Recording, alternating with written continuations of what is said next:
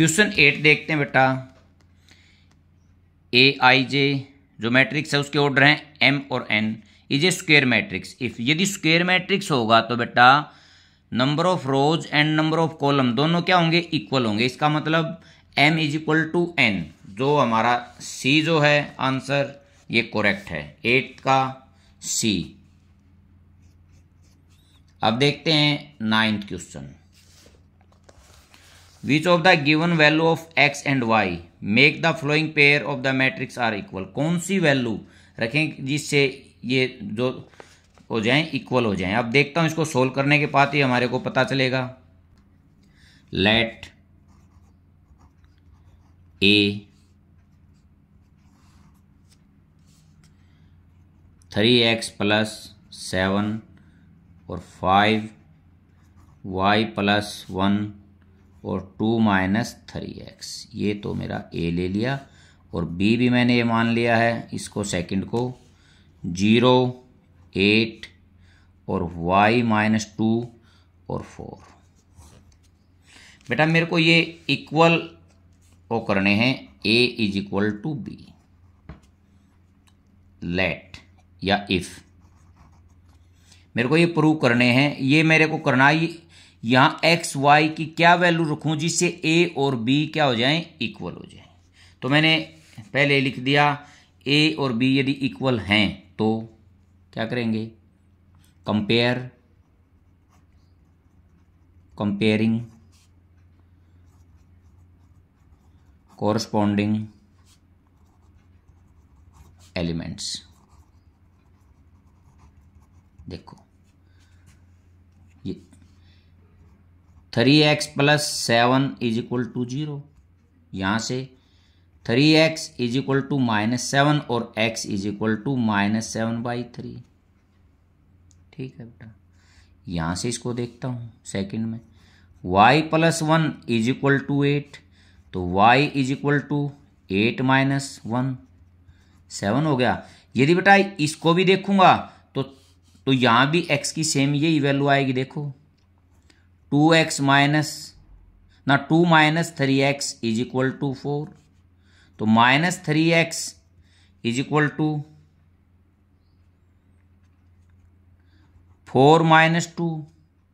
देखो अलग आ रही है, इसका मतलब 3 minus 3x is equal to 2 और x इज इक्वल टू -2/3। बेटा देखो यदि दोनों की वैल्यू सेम आती तो हम इसको निकाल सकते थे, अब तो ये पॉसिबल नहीं है। तो अब मैं देखता हूँ कौन सा आंसर चलेगा। नॉट पॉसिबल टू फाइंड, क्योंकि देखो यहाँ y से हमारे कोई कंट्राडिक्शन नहीं हुआ, किससे हुआ, x से। x की मैंने एक वैल्यू निकाली तो -7/3, सेकंड निकालता हूँ तो -2/3 आ रहा, तो ये दोनों इक्वल नहीं हैं। तो हमारा जो आंसर होगा वो बी ऑप्शन राइट है। अब 10th क्वेश्चन देखते हैं। The number of all possible matrix of order 3/3 with each entry 0 और 1 इज। देखते बेटा इसमें नंबर ऑफ एलिमेंट कितने हैं, क्योंकि ये 3/3 का है, तो नंबर ऑफ एलिमेंट्स कितने होंगे, 9 होंगे। अब नंबर ऑफ पॉसिबल एंट्री,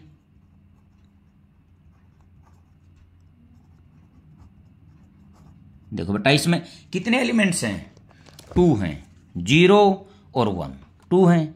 या तो मैट्रिक्स में 0 0 भी हो सकते हैं, 1 1 भी हो सकते हैं और 1 और 0 का भी हो सकता है। तो कितने हैं, 2 हैं।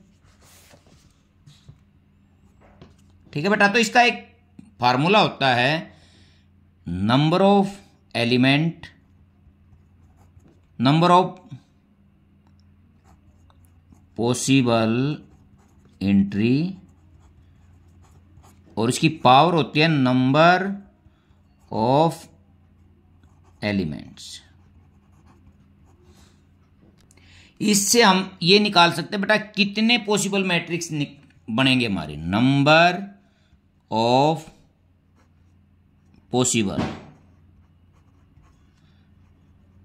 मैट्रिक्स।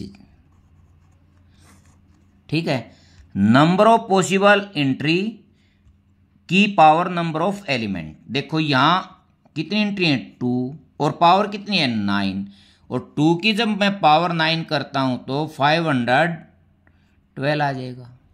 ठीक है, यदि नंबर ऑफ एलिमेंट वो अगला ये कह देता 0 1 2 3, ये कह देता, अगर भाई इन ये होगा तो क्या होता, यहां कितना आ जाता 4 की पावर 9, जो भी आंसर आता हमारा। ठीक है बेटा, इसमें हम करते हैं नंबर ऑफ एलिमेंट्स जो होते हैं वो पावर में आ जाते हैं, और जितनी भी पॉसिबल एंट्री हैं वो नीचे आ जाती हैं।